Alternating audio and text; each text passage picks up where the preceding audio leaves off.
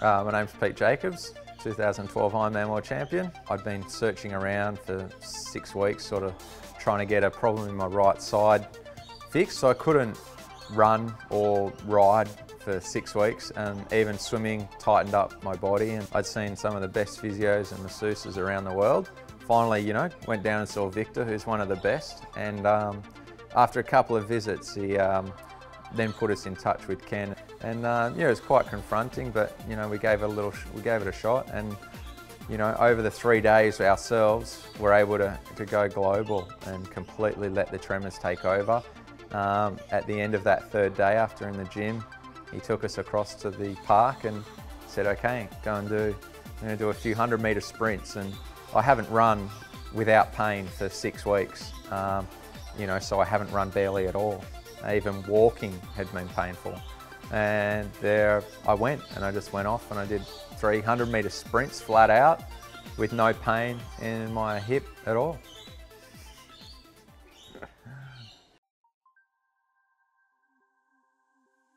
So it's hard to explain the tremor and what's going through your head at the time, but pretty much it's pretty blank. I'm picturing myself somewhere where I feel very safe, somewhere I feel very relaxed, something that helps me get in that sort of meditative sort of place where I can really relax my body. So underwater, where I'm just sort of floating, I sort of picture that, or I picture a time where I was in a race and in the zone and felt absolutely nothing. And those sort of out-of-body experiences, I picture those. They help my body just disconnect from my mind, and you're completely conscious of what's happening while the tremors are going on. But it's just good fun, and I sometimes smile to myself. That helps me relax, to enjoy it, to realise that this is a good thing. It's kind of fun. It's kind of weird and funky, and if I smile a little bit or chuckle a little bit, it actually helps me enjoy the experience, which helps me relax that little bit more, because you've got to release all tension, and obviously laughing helps that.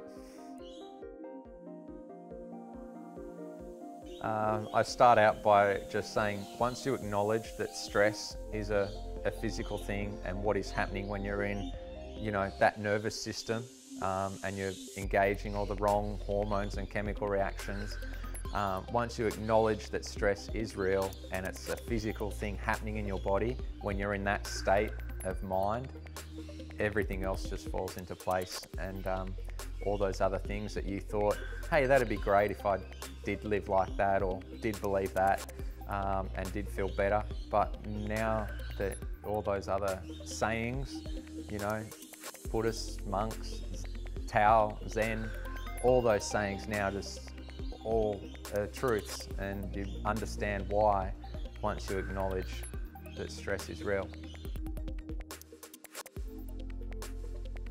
It's an incredible tool for my training.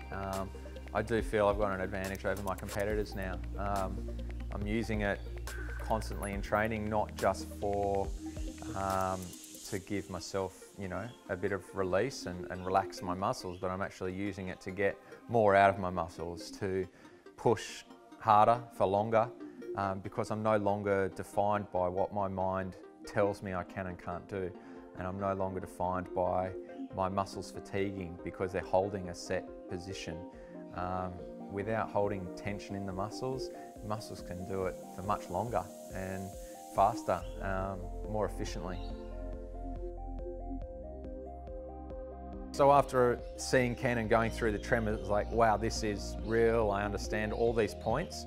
But then in my own personal experience for my job, it was a day when I was out riding where it really clicked for me, and I was feeling good. I put myself into that calm, relaxed state. I relaxed my body, and I just went fast. Pretty much that's all I was thinking, just go fast and relax. And when I felt that energy flowing at a level that I hadn't felt before, where hills didn't matter. I was no longer acknowledging that there was a hill, so I was no longer tired at the top of the hill. I was just pushing through the entire time at this comfortable level without going into a state of, tension, or just staying right there on that comfortable level, I was tapping into a whole new efficiency and level of energy. And that was the moment where I realised, okay, I can use this.